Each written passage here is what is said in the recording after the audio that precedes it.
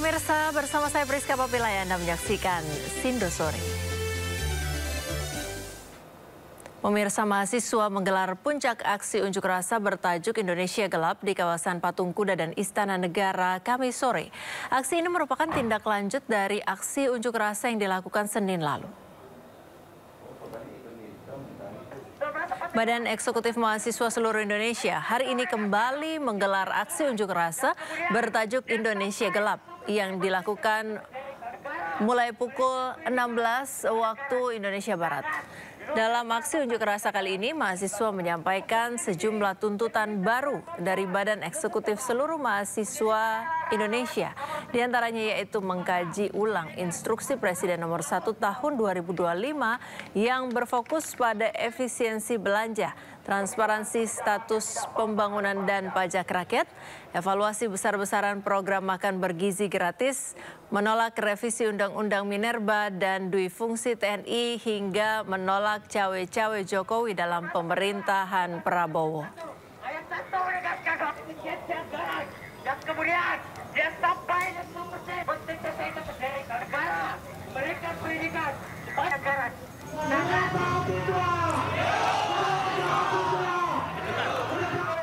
Sebelumnya, ribuan mahasiswa dan koalisi masyarakat sipil menggelar aksi unjuk rasa bertajuk Indonesia Gelap di sejumlah daerah pada Senin lalu. Aksi unjuk rasa berlangsung hingga malam hari lantaran massa menunggu perwakilan dari pemerintah menemui mereka. Tidak hanya di Jakarta, aksi serupa juga digelar di Surabaya, Jawa Timur. Aksi ini bahkan sempat diwarnai kericuhan. Tidak hanya di Jakarta, aksi serupa juga digelar di Surabaya, Jawa Timur. Aksi ini bahkan sempat diwarnai kericuhan.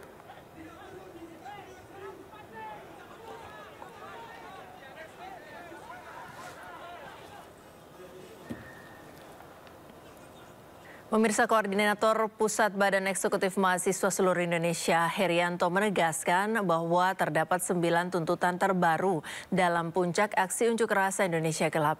Yang pertama, mahasiswa meminta untuk mengkaji ulang Instruksi Presiden atau Inpres Nomor 1 Tahun 2025 yang berfokus pada efisiensi belanja dalam pelaksanaan APBN serta APBD tahun anggaran 2025. Kedua, transparansi status pembangunan dan pajak rakyat. Yang ketiga, evaluasi program makan bergizi gratis yang digagas oleh Presiden Republik Indonesia. Poin keempat adalah menolak revisi Undang-Undang Nomor 3 Tahun 2020 tentang perubahan atas Undang-Undang Nomor 4 Tahun 2009 tentang pertambangan minerba.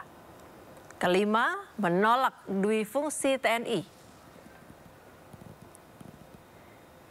Yang keenam, sahkan Undang-Undang Perampasan Aset. Ketujuh, meningkatkan kualitas pendidikan dan kesehatan secara nasional. Kedelapan, menolak impunitas dan tuntaskan pelanggaran HAM berat. Kesembilan, tolak cawe-cawe Jokowi dalam pemerintahan sekarang.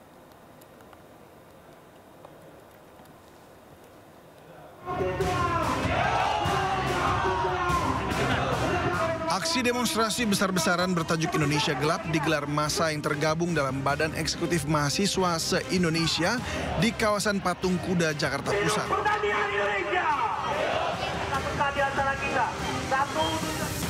Aksi unjuk rasa berlangsung hingga Senin malam karena massa menunggu perwakilan dari pemerintah untuk menemui mereka. Dalam aksi unjuk rasa ini ada 13 tuntutan yang disampaikan mahasiswa.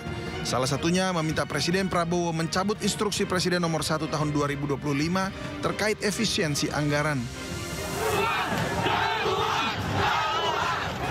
Tak hanya di Jakarta, aksi serupa juga digelar di Surabaya, Jawa Timur. Aksi ini bahkan sempat diwarnai kericuhan. Peristiwa bermula saat mahasiswa membakar keranda dan ban bekas, namun langsung dipadamkan pihak kepolisian. Tak terima, mahasiswa pun meluapkan emosinya dengan melempari petugas menggunakan botol air mineral. Aksi Indonesia Gelap berawal dari slogan yang digunakan warganet di media sosial saat menyoroti kebijakan pemerintah yang dinilai bermasalah. Pemerintah pun buka suara menanggapi tagar Indonesia Gelap yang digaungkan. Menteri Sekretaris Negara Prasetyo Hadi menyebut kondisi Indonesia saat ini baik-baik saja dan pemerintah terus mencari solusi atas masalah yang ada. tagar Indonesia gelap dalam demonstrasi kemarin itu tanggapan dari pemerintah seperti apa, Mas? Itu inilah.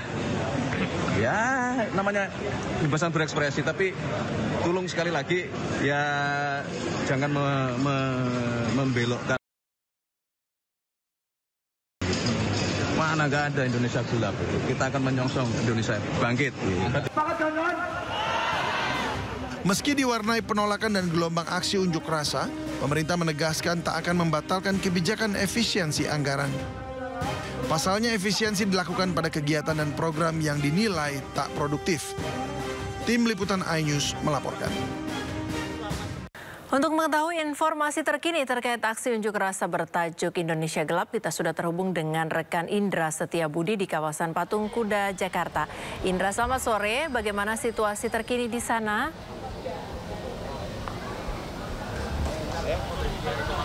Ya, selamat sore Priska dan juga pemirsa, dapat kami informasikan situasi terkini.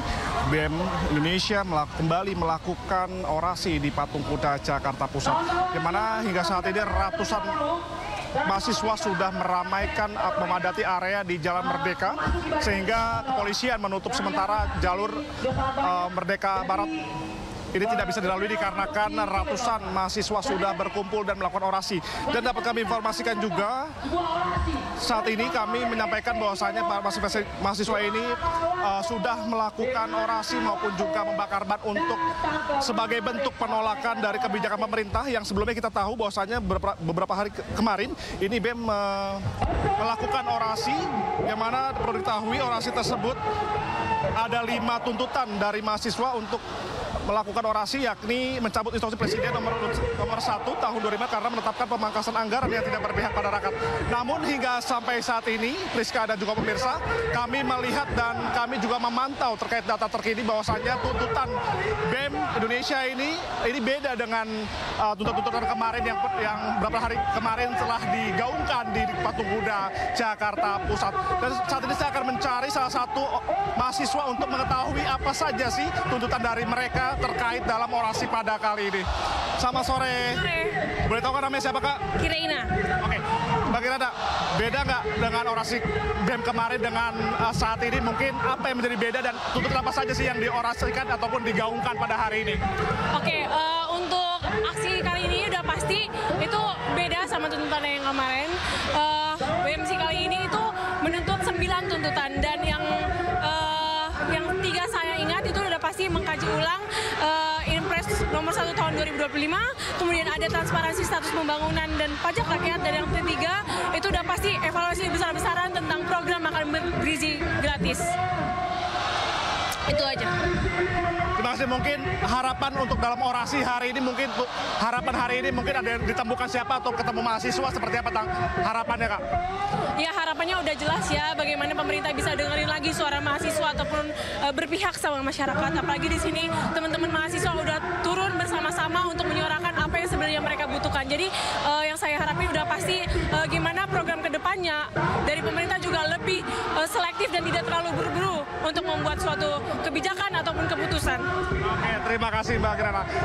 Ya, Priska dan juga pemirsa, perlu ketahui bahwa beberapa tuntutan ini telah digaungkan oleh para mahasiswa Indonesia yang bergabung dalam BEM Indonesia. Anda bisa saksikan ratusan mahasiswa maksud kami sudah memadati area ini sejak pukul 4 sore ataupun pukul 16 waktu Indonesia Barat sore hari ini.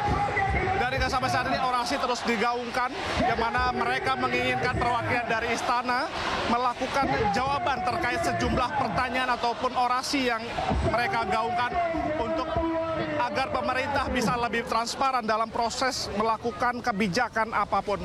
Sementara itu dapat kami informasikan, Rizka, dari Patung Kuda Jakarta Pusat, kembali ke Anda. Terima kasih Indra, selamat bertugas kembali.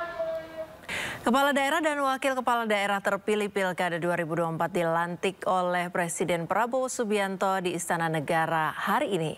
Sebanyak 961 pejabat yang dilantik terdiri dari 33 gubernur dan 33 wakil gubernur, 363 bupati dan 362 wakil bupati, serta 85 wali kota dan 85 wakil wali kota. Kepala daerah berkumpul pada pukul 7 pagi di kawasan Monas. Selanjutnya pada pukul 9, kepala daerah kirap menuju ke Istana Merdeka melewati pintu utama dengan iringan drum band Gita Praja IPDN. Para kepala daerah masuk melalui pintu utama dan disambut oleh jajaran kehormatan dari Batalion Pengawal Protokoler Kenegaraan. Kirap dilanjutkan sampai ke halaman tengah Istana Kepresidenan.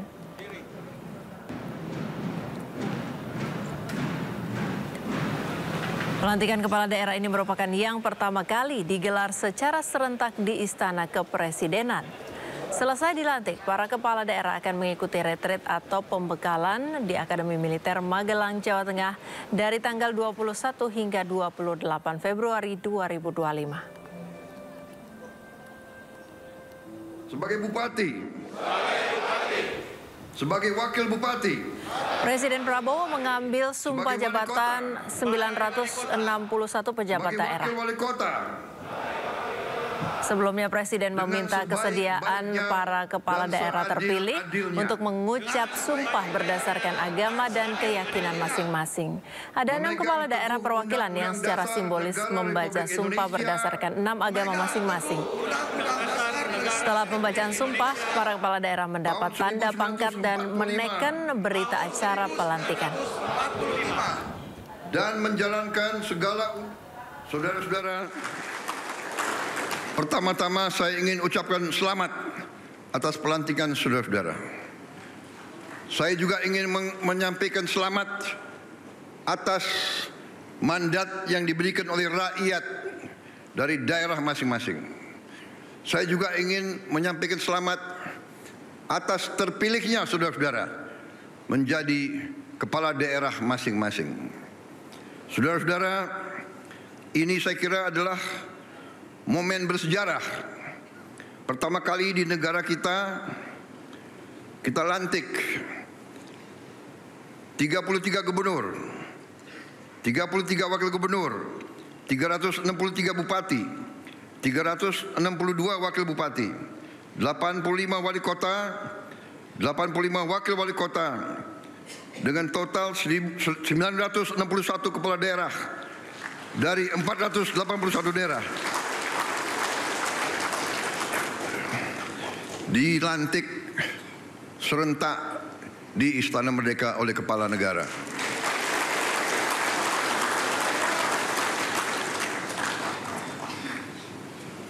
Saudara-saudara sekalian, ini juga menunjukkan kepada kita sekalian betapa besar bangsa kita, dan juga bahwa bangsa kita yang demikian besar, yang keempat terbesar dari jumlah penduduk di seluruh dunia, bahwa kita memiliki demokrasi yang hidup, demokrasi yang berjalan, demokrasi yang dinamis. Saudara-saudara yang berdiri di depan saya berasal dari partai-partai yang berbeda-beda. Saudara-saudara telah melaksanakan suatu kampanye yang tidak ringan. Saudara telah turun ke rakyat, saudara telah meminta kepercayaan rakyat, dan alhamdulillah saudara berhasil meraih kepercayaan rakyat masing-masing. Gubernur dan Wakil Gubernur Daerah Khusus Jakarta yang baru Pramono Anung dan Rano Karno usai dilantik langsung mendatangi Balai Kota Jakarta. Gubernur dan wakilnya berkomitmen untuk mengurus kartu Jakarta Pintar hingga menghitung ulang anggaran. Gubernur Jakarta yang baru Pramono Anung dan wakilnya Rano Karno langsung disambut meriah oleh aparatur sipil negara di halaman Balai Kota. Sambutan khas ala Betawi menyambut kehadiran keduanya dengan pantun dan silat. Hadir pula mantan PJ Gubernur Teguh Setiabudi dan juga mantan Gubernur Jakarta Anies Baswedan. Gubernur DKI Jakarta Pramono Anung berjanji akan langsung kerja di 100 hari pertama untuk memenuhi janji-janji di masa kampanye. transisi dengan pemerintah Jakarta yang pada waktu itu masih dipimpin oleh Pak Teguh dan Pak Sekda. Program 40 program itu akan kami wujudkan dalam 100 hari pertama. Apakah program itu? Diantaranya tentunya hal yang berkaitan dengan Kartu Jakarta Pintar, Jakarta Sehat, ijazah-ijazah yang tertahan akan kita buktikan, kemudian berbagai hal yang berkaitan dengan persoalan-persoalan real di masyarakat, termasuk membuka 5 taman utama untuk dibuka 24 jam, sehingga dengan demikian apa yang saya sampaikan, apa yang Bang Dul sampaikan di dalam sosialisasi maupun kampanye, kami ingin mewujudkan itu. Dan anggarannya sudah di breakdown, memang masih tentunya ada yang perlu disesuaikan, perlu ada penghematan di internal pemerintah Jakarta, tapi saya yakin dukungan penuh dari pemerintah Jakarta, saya yakin apa yang menjadi program-program kami bisa diwujudkan. Nantinya di 40 program di 100 hari awal itu, apakah nantinya efisiensi anggaran itu akan memberikan dampak di program-program Bapak?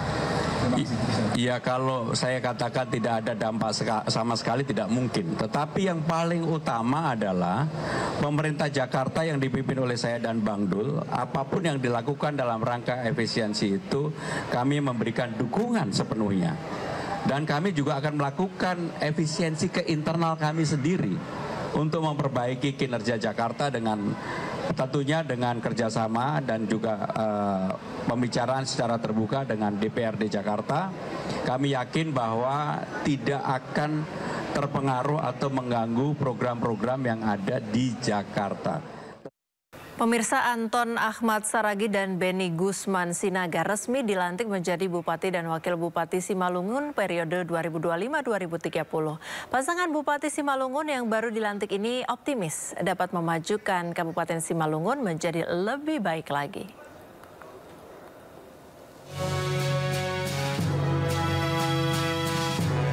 Bupati dan Wakil Bupati Simalungun Anton Ahmad Saragi dan Beni Gusman Sinaga menjadi salah satu dari ratusan kepala daerah di Indonesia yang dilantik secara serentak di Istana Kepresidenan Jakarta Kamis pagi. Pasangan bupati yang memiliki visi bersama semangat baru Simalungun menuju Simalungun maju akan langsung menjalankan tugas besar sesuai dengan yang disuarakan saat masa kampanye, dengan fokus meningkatkan kesejahteraan masyarakat melalui program pemberdayaan ekonomi, pengembangan UMKM, serta membuka lapangan pekerjaan. Selain itu, sektor pendidikan, kesehatan, pembangunan infrastruktur, hingga pelestarian kekayaan budaya lokal turut menjadi fokus utama dalam upaya peningkatan kualitas hidup masyarakat Kabupaten Simalungun. Maknanya adalah ini bukan main, sejarah dan belum pernah terjadi, artinya sejak merdeka sampai sekarang dilantik oleh Presiden, Bupati, dan Wali Kota, dan bersamaan seluruh Indonesia. Dan ini sangat surprise sekali. Dan ini baru adalah sejarah. Pesan masyarakat Simalungun, marilah sama-sama kita membangun Simalungun agar Simalungun lebih baik lagi dari sebelum-sebelumnya. Ya, kemudian sesuai dengan dari Presiden, yaitu adalah food, pertanian, dan semua adalah dan juga adalah daripada masyarakat Simalungun supaya lebih sejahtera lagi, dan tentunya adalah bagian-bagian yang tertentu supaya ekonominya bisa bertahan baik dan infrastruktur. Kami berdua dengan Pak Bupati dan saya ingin menjalankan apa yang menjadi program dari Pak Presiden, ingin menjalankan apa yang sudah digariskan oleh Pak Presiden, dan keinginan terutama kami adalah supaya Kabupaten Simalungun bisa rakyatnya lebih sejahtera, bisa lebih maju, dan kita sama-sama bisa merasakan apa itu yang diprogramkan oleh Pak Presiden, wong cili iso gemuyu. Itulah intinya dari apa yang kami inginkan dan apa yang kami cita-citakan. Terima kasih. Sebelumnya berdasarkan hasil pleno KPU RI, pasangan Anton Ahmad Saragi dan Beni Gusman Sinaga memenangkan pilkada dengan torehan 228.925 suara atau 52,34% dari total suara sah. Pemirsa, Sekjen PDI Perjuangan Hasto Kristianto tiba di gedung KPK untuk diperiksa sebagai tersangka kasus dugaan suap. Hasto datang didampingi oleh kuasa hukumnya. Hasto tiba di gedung KPK sekitar pukul 9:50 waktu Indonesia Barat. Pemeriksaan ini merupakan yang kedua usai dirinya ditetapkan sebagai tersangka kasus dugaan suap dan merintangi penyidikan Harun Masiku. Hasto menegaskan dirinya kooperatif dan menilai banyak agenda politik terkait dengan kasusnya. Sebelumnya, Hasto tidak memenuhi panggilan KPK pada 17 Februari lalu karena mengajukan 2 gugatan pra-peradilan lagi ke Pengadilan Negeri Jakarta Selatan. Pada sidang pra-peradilan yang diputus pada 13 Februari, hakim tidak menerima gugatan Hasto dan menyatakan pra-peradilan yang diajukan Hasto kabur dan tidak jelas. Bentar, Pak. Bentar. Datang ke Komisi Pemberantasan Korupsi. Inilah sikap kooperatif yang kami tunjukkan sebagai warga negara Republik Indonesia yang syah, yang menjunjung tinggi hukum. Dan datang meskipun sejak awal kami memahami bahwa begitu banyak agenda-agenda politik terkait dengan kasus saya. Ini bisa ditunjukkan yang pertama dari keterangan saksi yang mencoba diintimidasi. Bahkan saudari Tio pun itu tidak bisa berobat ke luar negeri melanjutkan pengobatan atas derita kanker yang dideritanya hanya karena tidak mau menyebutkan nama saya. Yang kedua, bahwa bukti-bukti yang disampaikan di dalam pra-peradilan ternyata diperoleh juga dengan cara-cara yang tidak sah, dengan cara-cara melanggar etika, dengan cara-cara yang melakukan perbuatan melawan hukum, sebagaimana terjadi dengan saudara Kusnadi. Ketika dia datang mendampingi saya, maka penyidik KPK, saudara Rosa Purba Bekti, kemudian menyamar, membohongi, mengintimidasi, merampas barang milik DPP PDI Perjuangan dan kemudian menginterogasi tanpa adanya surat perintah panggilan. Sehingga ini merupakan suatu pelanggaran yang sangat serius terhadap hukum. Yang ketiga, terjadinya pelanggaran terhadap hak asasi manusia. Dan kemudian yang keempat, bagaimana proses pra-peradilan yang terbuka bagi masyarakat umum, ternyata bukti-bukti yang disampaikan atas suatu perkara yang sebenarnya sudah inkrah dan tidak bisa diproses kembali. Nah, untuk itu meskipun diwarnai dengan berbagai praktek-praktek pelanggaran hukum dan intimidasi, saya tetap datang ke KPK ini. Ya pemirsa, dan untuk mengetahui informasi terkini kita terhubung dengan rekan Amrina Rida di gedung KPK Jakarta. Lebih dari 7 jam Hasto Kristianto diperiksa hari ini oleh KPK karena tadi pemeriksaan dimulai pada pukul 10 pagi. Dan tadi kalau misalnya kita melihat begitu bahwa Hasto tadi tiba ke sini ke Gedung Merah Putih KPK bersama dengan tim kuasa hukumnya. Ia tadi menyampaikan bahwa kehadirannya hari ini adalah sebagai salah satu bentuk tanggung jawabnya sebagai warga negara untuk menghargai KPK sebagai lembaga negara di Indonesia. Dan pemeriksaan hari ini adalah pemeriksaan kedua usai Hasto ditetapkan sebagai tersangka oleh KPK, di mana untuk pemeriksaan yang pertama telah dilakukan pada awal Januari lalu. Dan apabila kita mengulas sedikit tadi statement dari Hasto Kristianto ketika ia pertama kali datang, ia menyampaikan bahwa meskipun ia kooperatif dengan adanya pemeriksaan hari ini dan juga penetapannya sebagai tersangka, ia meyakini bahwa penetapannya sebagai tersangka ini dipengaruhi oleh banyak agenda-agenda politik yang ingin menjatuhkan dirinya. Tadi ia menyampaikan sejumlah poin-poin yang membuat ia yakin bahwa penetapannya sebagai tersangka dipengaruhi oleh agenda politik. Di antaranya adalah ia mengklaim bahwa saksi di sidang pra-peradilannya yakni Agus Yanitio yang menerima intimidasi sehingga tidak dapat keluar negeri dan melanjutkan pengobatan. Lalu yang kedua adalah ia mengklaim bahwa bukti-bukti yang disampaikan oleh pihak KPK dalam sidang pra-peradilan didapatkan dengan cara-cara yang tidak sah, lalu juga dengan cara-cara yang melanggar etika dan juga cara-cara yang melawan melawan hukum. Tadi Hasto pun juga sempat kami tanyai, awak media tanyai bagaimana nantinya apabila hari ini ditahan oleh KPK. Ia menyampaikan bahwa ia siap apabila ditahan oleh KPK, apabila memang hasil pemeriksaannya ini mengharuskan ia ditahan oleh KPK, karena seperti yang kita ketahui bahwa usai ditetapkan sebagai tersangka, Hasto Kristianto ini tidak ditahan oleh KPK. Dan sedikit mengulas terkait dengan penetapan Hasto Kristianto sebagai tersangka, ia pertama kali ditetapkan sebagai tersangka pada 24 Desember 2024 Valerie. Dan pada waktu itu dari pihak KPK menetapkan Hasto Kristianto sebagai tersangka karena pihak KPK meyakini bahwa Hasto Kristianto memiliki peran dalam dugaan kasus suap Harun Masiku, di mana Hasto diduga membantu Harun Masiku dengan mengatur aliran dana suap sebesar 400 juta rupiah yang diberikan kepada ekskomisioner KPU Wahyu Setiawan untuk menjadikan menjadikan Harun Masiku sebagai anggota DPR RI, menggantikan caleg DPR RI periode 2019-2024 yang terpilih pada waktu itu, yakni Nazarudin Kemas yang meninggal dunia. Lalu selain itu juga pihak KPK menetapkan Hasto sebagai tersangka atas dugaan tindakan pidana obstruction of justice atau perintangan penyidikan, di mana pihak KPK meyakini bahwa Hasto merintangi atau menghalang-halangi adanya penyidikan dengan membocorkan jadwal operasi tangkap tangan pada tahun 2020. Lalu juga ia diyakini memerintahkan Harun Masiku untuk merendam ponselnya untuk menghilangkan sejumlah barang-barang bukti, dan ia juga diduga memerintahkan Harun Masiku untuk melarikan diri. Hingga kini Harun Masiku belum ditemukan ataupun juga masih berstatus buronan. Dan terkait dengan penetapan tersangkanya ini, dari Hasto Kristianto langsung mengajukan gugatan pra peradilan, di mana gugatan pra peradilan ini yang pertama selesai diputuskan pada Februari ini, dan pada gugatan pra peradilan yang pertama Hasto Kristianto gugatannya tidak diterima oleh Majelis Hakim Tunggal Pengadilan Negeri Jakarta Selatan Juyanto dikarenakan gugatan peradilannya dianggap tidak jelas dan juga kabur.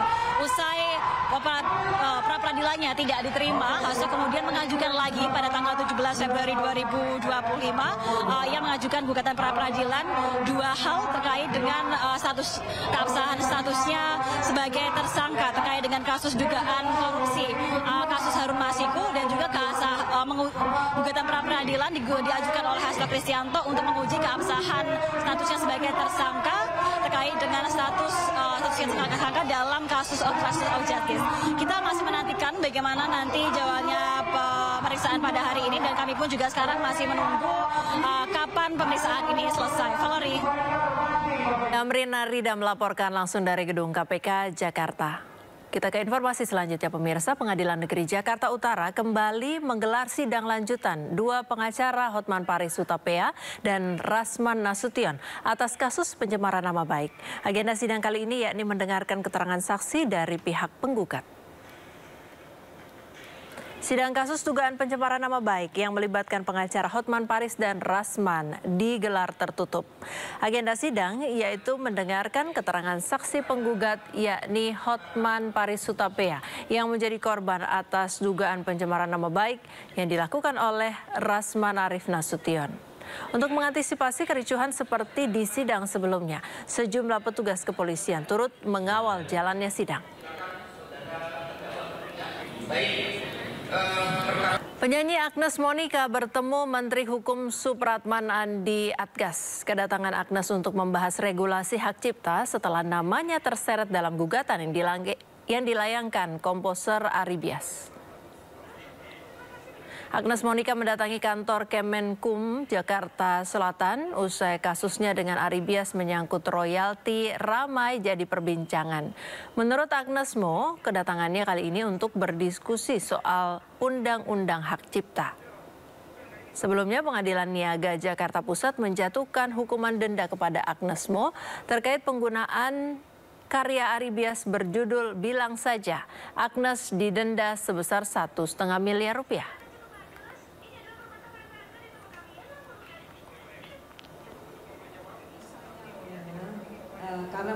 Pemirsa, mahasiswa menggelar puncak aksi unjuk rasa bertajuk Indonesia Gelap di kawasan Patung Kuda dan Istana Negara pada Kamis sore. Aksi ini merupakan tindak lanjut dari aksi unjuk rasa yang dilakukan pada Senin lalu. Badan Eksekutif Mahasiswa seluruh Indonesia hari ini kembali menggelar aksi unjuk rasa bertajuk Indonesia Gelap yang dilakukan mulai pukul 4 sore waktu Indonesia Barat. Dalam aksi unjuk rasa kali ini, mahasiswa menyampaikan sejumlah tuntutan baru dari Badan Eksekutif seluruh mahasiswa Indonesia, diantaranya yaitu mengkaji ulang Instruksi Presiden Nomor 1 Tahun 2025 yang berfokus pada efisiensi belanja, transparansi status pembangunan dan pajak rakyat, evaluasi besar-besaran program makan bergizi gratis, menolak revisi Undang-Undang Minerba dan Dui Fungsi TNI, hingga menolak cawe-cawe Jokowi dalam pemerintahan Prabowo. Puncak aksi Indonesia Gelap digelar bersamaan dengan momen besar pelantikan kepala daerah untuk menunjukkan kepada para pejabat terpilih terkait situasi dan keresahan masyarakat. Mari kita nyanyikan semua. Lalu apakah aksi Indonesia Gelap adalah sebuah reaksi dari keadaan Indonesia yang dialami di daerah atau sebuah aksi politis yang ditunggangi sekelompok orang atau kepentingan asing yang tidak terima kepemimpinan Prabowo Subianto dengan program hilirisasi? Kita akan membahasnya dengan juru bicara Kantor Komunikasi Kepresidenan Ujang Komarudin dan Koordinator Pusat BEM seluruh Indonesia Herianto. Selamat sore. Ya, Kang Ujang, sore. Mas Herianto. Selamat sore Mbak Priska, Mas Heri. Assalamualaikum. Mas Herianto, ini tajuk Indonesia Gelap, kenapa dipilih dan apa sebenarnya maknanya, Mas? Ya, izin sebelumnya supporter, kebetulan ada Bang Ujang. Kami sekarang lagi Zoom dengan dari langsung lokasi titik kita aksi ya. Hari ini masih berlanjut aksi ya. Latar belakang kita mengangkat tajuk Indonesia Gelap adalah penegasan kita kepada pemerintah bahwa hari ini membuat kebijakan-kebijakan yang belum terang terhadap masyarakat di bawah. Ini makanya kenapa salah satu alasan kita juga katanya 2045 menjadi generasi emas. Lalu bagaimana anak-anak muda kemudian mahasiswa menjadi generasi emas sedangkan sistem-sistem pendidikannya dikriminalisasi. Lapangan-lapangan pekerjaannya buat anak muda dipersulit, sehingga inilah latar belakang kita mengangkut Indonesia Gelap. Itu Mbak, terima kasih. Ya, Mas Herianto, ini dari sejumlah tuntutan yang disampaikan ada satu yang menarik, tolak cawe-cawe Jokowi. Memangnya masih ada, Mas? Ya, kalau dari mahasiswa melihat bahwa ketika HUT-nya 17 Gerindra kemarin menyatakan bahwa Presiden seharusnya hidup rakyat, tapi dia mengatakan hidup Jokowi. Ini hati rakyat di bawah kecewa sekali yang tepat. Ya, Mas Heri, masih bersama kami? Ya, masih Baik. Pak, Mas. Ya, saya ke Pak Ujang mungkin. Pak Ujang bagaimana menanggapi ini? Ada satu tuntutan yang menolak cawe-cawe Jokowi.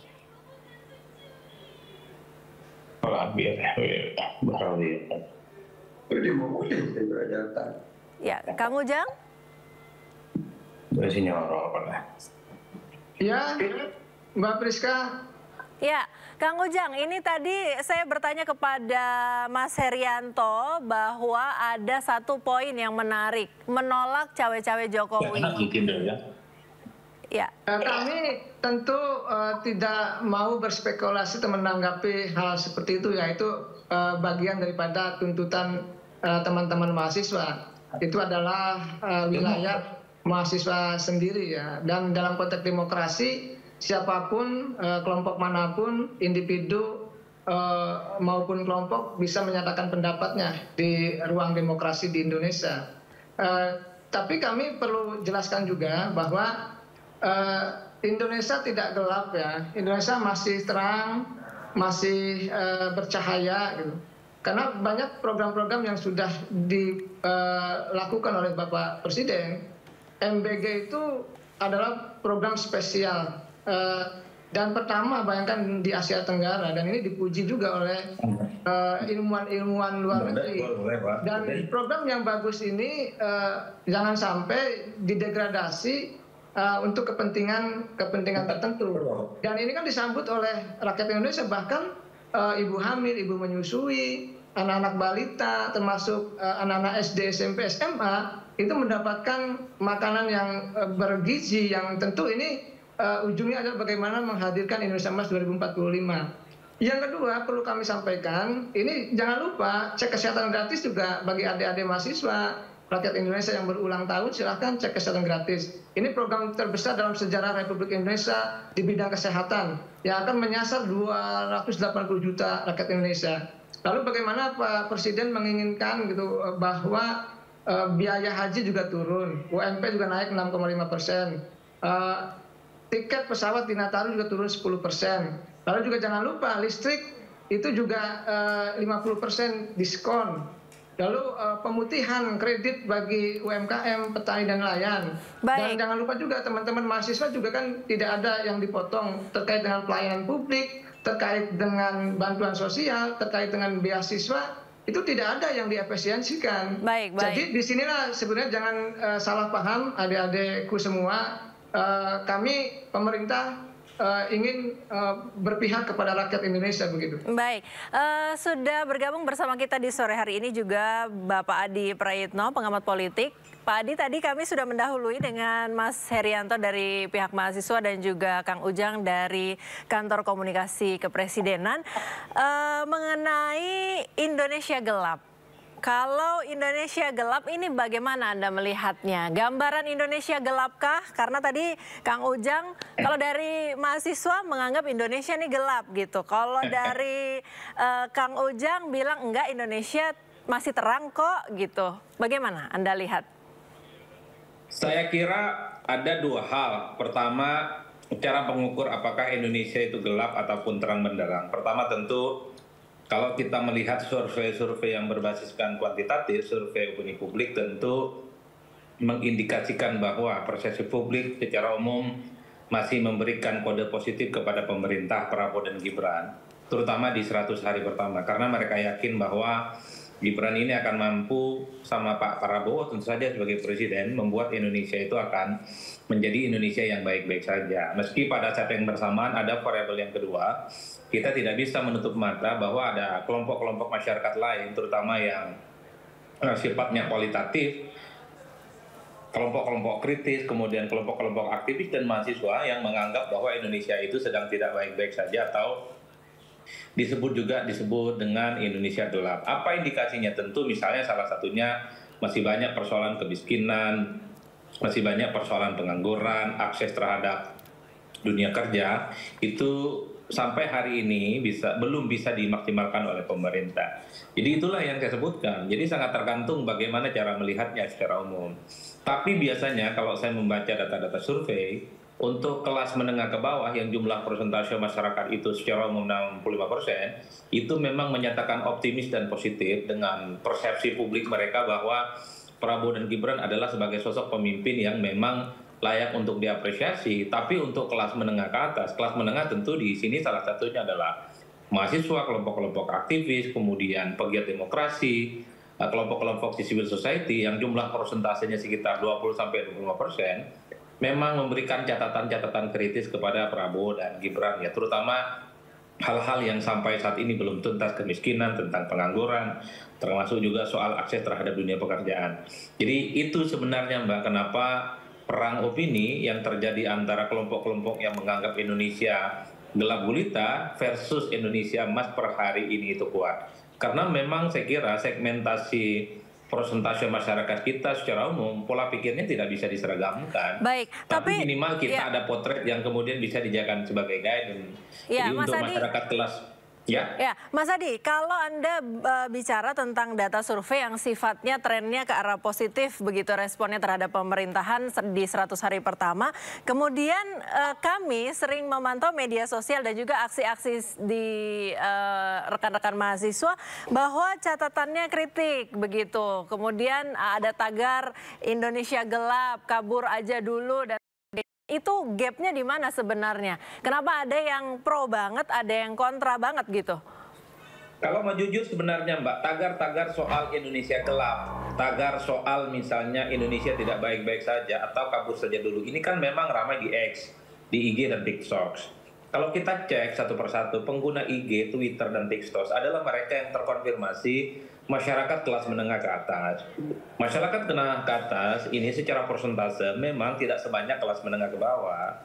Yang ingin saya katakan adalah biasanya kelompok-kelompok kritis, para opinion maker, opinion leader ini terakumulasi dalam media-media sosial yang cukup nyaring dan memang cukup berisik dalam demokrasi.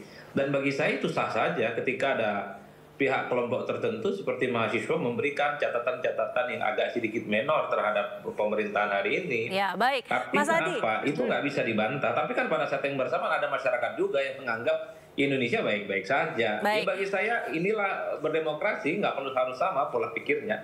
Ya, sebelum kita lanjutkan, kita akan lihat dulu 9 tuntutan Indonesia gelap yang disampaikan oleh aksi mahasiswa pada sore hari ini.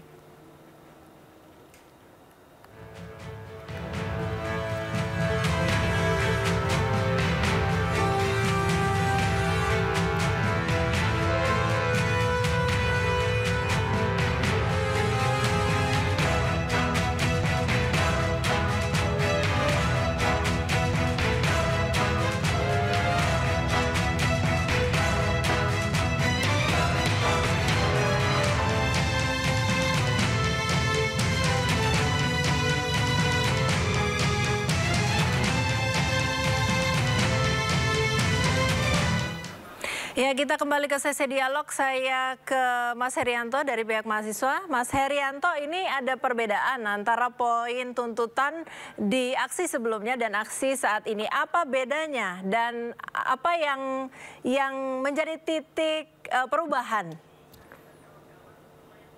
Ya, terima kasih, Mak. Jadi menjadi latar belakang pembedaan adalah itu kesepakatan konsolidasi kita tadi malam. Selesai mengkerucutkan bagaimana teknis lapangan kita aksi hari ini, Pak. Jadi sebelumnya ada 13 poin tuntutan dan itu alhamdulillah ada beberapa yang sudah terjawab oleh pemerintah. Namun aspek-aspek yang lainnya poinnya belum terjawab sampai sekarang, sehingga ada revisi barangkali poin tuntutan yang relevan sampai hari ini kita. Ya. Halo? Ya, Kang Mas Herianto masih bersama kami? Kang Ujang? Iya. Ya, Kang Ujang, bagaimana ini Anda melihat tentang poin-poin tuntutan yang disampaikan oleh mahasiswa?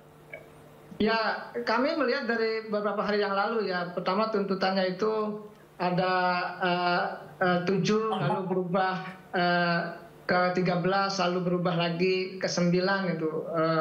Kami tentu itu hak dari teman-teman mahasiswa. Yang perlu kami jelaskan adalah ya ini negara demokrasi, silakan menyampaikan pendapat secara terbuka, tetapi juga harus tertib, harus jaga keamanan dan ketertiban, sehingga betul-betul kita mencintai Indonesia dengan perspektif yang berbeda, tetapi memang tujuannya adalah bagaimana kita menjaga Indonesia itu sendiri. Nah, perlu kami jelaskan, Mbak, bahwa Indonesia saat ini kita akan tata pelan-pelan.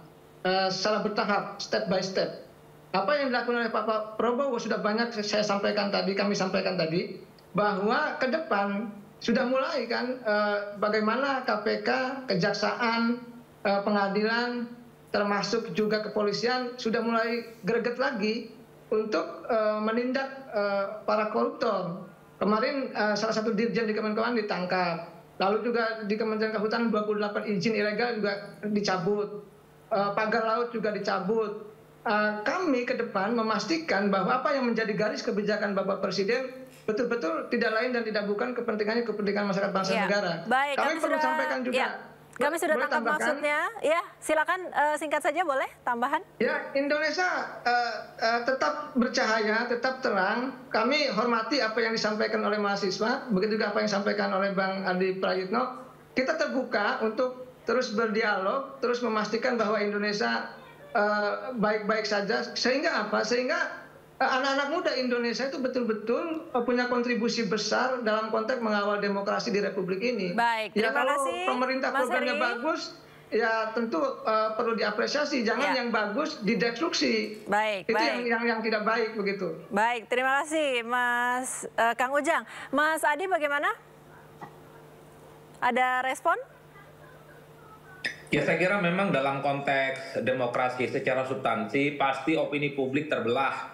Ada yang mendukung, ada juga yang kontra. Ada yang bilang Indonesia emas, ada yang bilang Indonesia gelap. Ini kan soal perang opini saja. Saya selalu memaknai setiap orang itu punya perspektif yang berbeda untuk menilai sebuah kinerja. Makanya tadi saya menggait dan salah satu pendekatannya yaitu soal persepsi opini publik. Masyarakat secara umum itu secara ilmiah, secara kuantitatif mengatakan bahwa Prabowo dan Gibran itu adalah pemerintahan yang oke dan baik dan diharapkan mampu menyelesaikan persoalan. Itu nggak bisa dibantah sebagai sebuah studi-studi ilmu politik. Tapi kan kita juga tidak bisa menutup mata kalau ada masyarakat, terutama kelompok-kelompok kritis, mahasiswa, pegiat demokrasi, gerakan civil society yang juga memberikan catatan-catatan merah terhadap kinerja pemerintah hari ini. Kan itu yang sedang terjadi. Oleh karena itu ketika ada demonstrasi mahasiswa memberikan kritisisme terhadap pemerintah, nilainya tidak baik-baik saja, maknai ini sebagai sebuah input dan feedback bahwa di masa-masa yang akan datang persoalan-persoalan yang belum selesai itu wajib hukumnya tuntas. Kan itu saja sebenarnya. Baik. Terakhir saya ke Mas Herianto. Mas Herianto, ini tadi dari Kang Ujang bilang bahwa kalau seandainya ada yang baik dari pemerintah jangan dikritik terus. Kalau dari Mas Adi mengatakan bahwa ya wajar saja kalau ada pro dan kontra, ada yang kritis, ada yang positif. Kalau dari mahasiswa sendiri, kalau tuntutannya belum sepenuhnya dipenuhi, kira-kira akan ada aksi apa lagi atau apa yang direncanakan?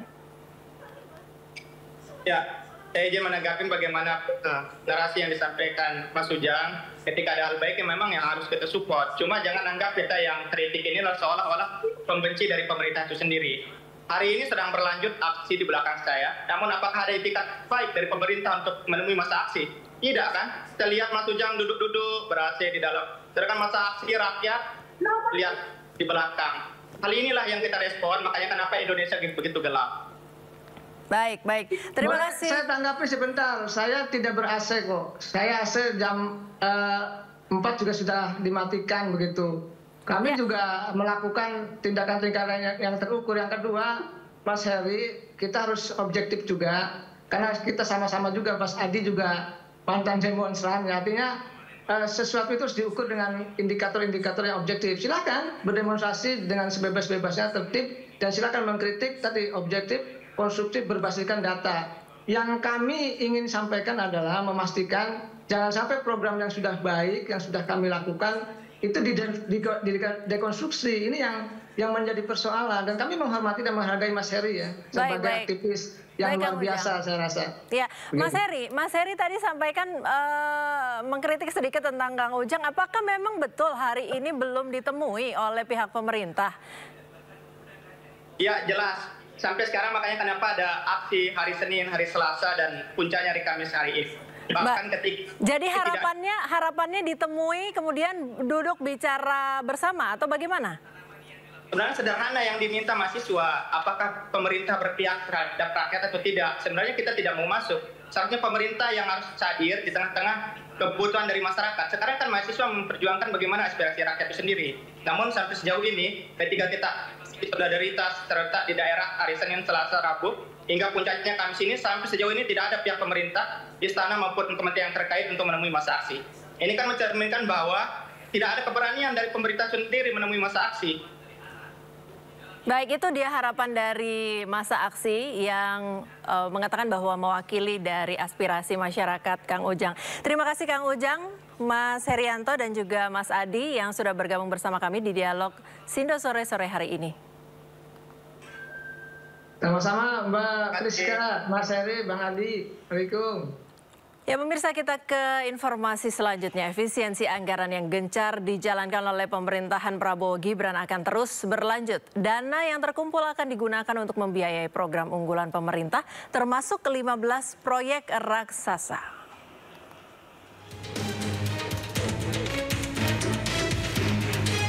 Guna meluncurkan program pemerintah, Presiden Prabowo akan meluncurkan Badan Pengelola Investasi Daya Anagata Nusantara Danantara pada 24 Februari 2025.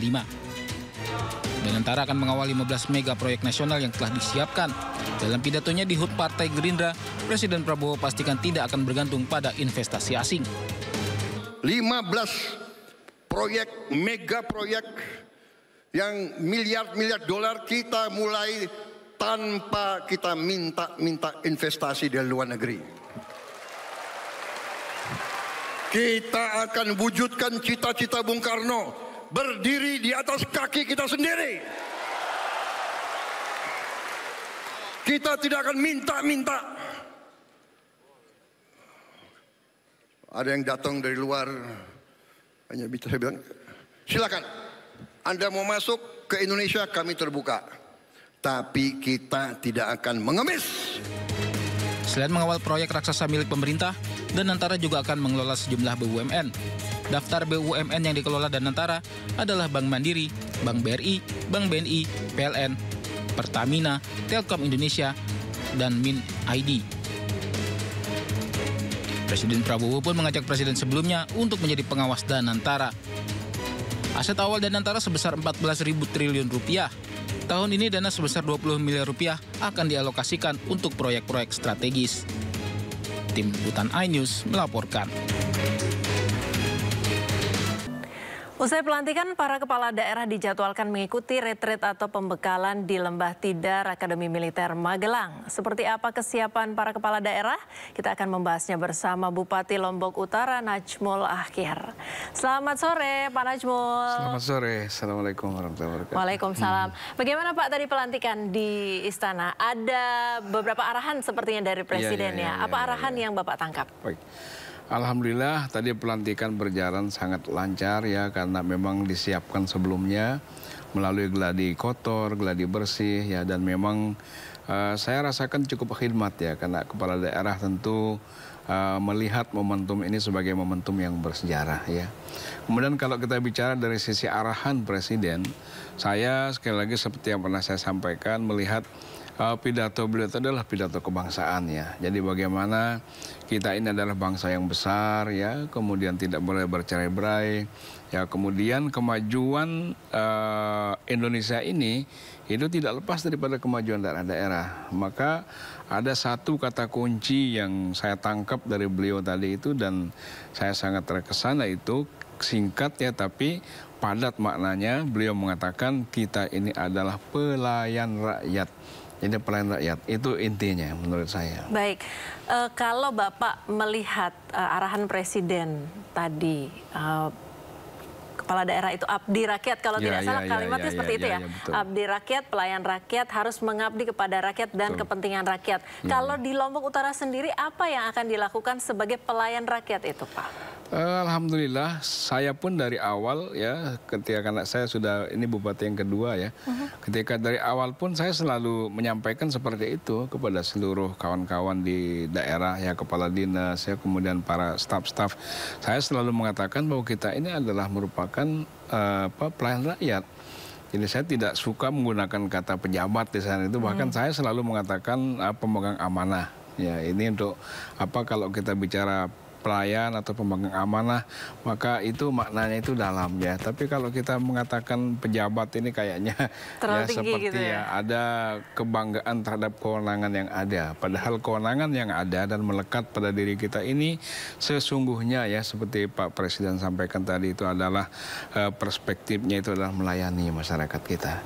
Ya, di Lombok Utara alhamdulillah ya kita sudah yang melakukan ikhtiar-ikhtiar, kemudian juga dengan visi misi yang kami sampaikan pada waktu kampanye kemarin, ya tentu saat ini menjadi tugas kami untuk merealisasikannya di lapangan. Baik, satu program unggulan selama 100 hari pertama yang akan direalisasikan dan dipastikan akan berjalan apa, Pak? Di sana kami masih harus meningkatkan pelayanan di bidang kesehatan, bidang pendidikan, kemudian bidang ekonomi, yang tentu ketiganya itu adalah merupakan bagian daripada IPM kita, Indeks Pembangunan Manusia kita. Apa yang akan dilakukan, Pak? Ya, di bidang pendidikan itu pemerintah saya bertekad untuk mendorong berdirinya perguruan tinggi negeri di Kabupaten Lombok Utara. Karena SDM itu sangat penting. Kenapa perguruan tinggi negeri? Ya, karena kami belum punya perguruan tinggi negeri sebagai daerah baru ya. Kemudian yang kedua, berapa rencananya Pak dalam berapa tahun ke depan kira-kira akan mudah-mudahan dalam 5 tahun ini bisa setidak-tidaknya dalam 5 tahun ke pemimpinan saya. Kemudian yang kedua, fasilitas kesehatan kami masih kurang. Jadi di sana ada daerah timur, ya Bayan, Kayangan namanya dan sekitarnya, kemudian ada daerah barat, Tanjung, ya Pemenang, kemudian Gangga. Sementara ini rumah sakit kami itu berada di wilayah barat. Nah, sehingga rupanya penting untuk masyarakat kita yang ada di wilayah bagian timur itu mendapatkan pelayanan kesehatan yang sama. Sehingga insya Allah saya ikhtiarkan dalam 100 hari kerja ini, ya kami sudah membuat feasibility study, kemudian tim percepatan pembangunan rumah sakit itu, sehingga rumah sakit itu dapat terwujud dalam waktu mudah-mudahan tidak lewat dari 5 tahun masa kepemimpinan kami. Baik, ini kan kepemimpinan yang kedua ya Pak ya? Iya, yang kedua. Yang kedua kali. Nah, apakah ada perbedaan program antara program atau target capaian yang ingin dicapai pada kepemimpinan pertama dengan periode yang kedua ini, dan apakah 3 hal utama tadi yang akan direalisasikan dalam waktu 100 hari pertama ini sudah juga dimulai dari sebelumnya, masa kepemimpinan sebelumnya? Betul. Sebetulnya ongoing ya istilah kita ya, karena dulu sudah pernah saya mulai dari kepemimpinan pertama, ya cuman memang mungkin ada perspektif-perspektif yang tidak selalu sama ya. Kalau dulu di pertama kali kami melayani masyarakat kami, pada waktu itu mungkin fisik masih sangat penting ya. Karena apa? Karena kita kabupaten baru.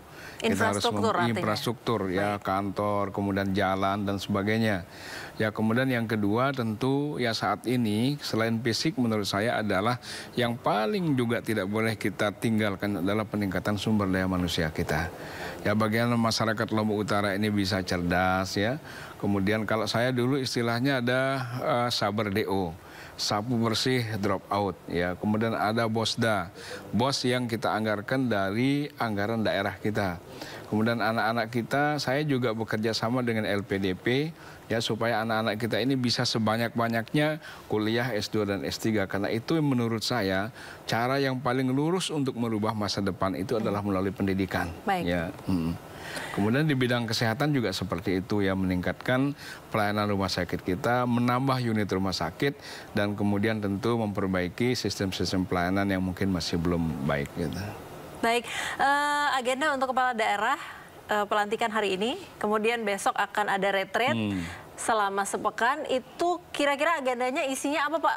Panjang kan satu pekan itu, dan bagaimana Bapak persiapannya? Bagus, jadi semua kita kepala daerah ya mengapresiasi agenda ini.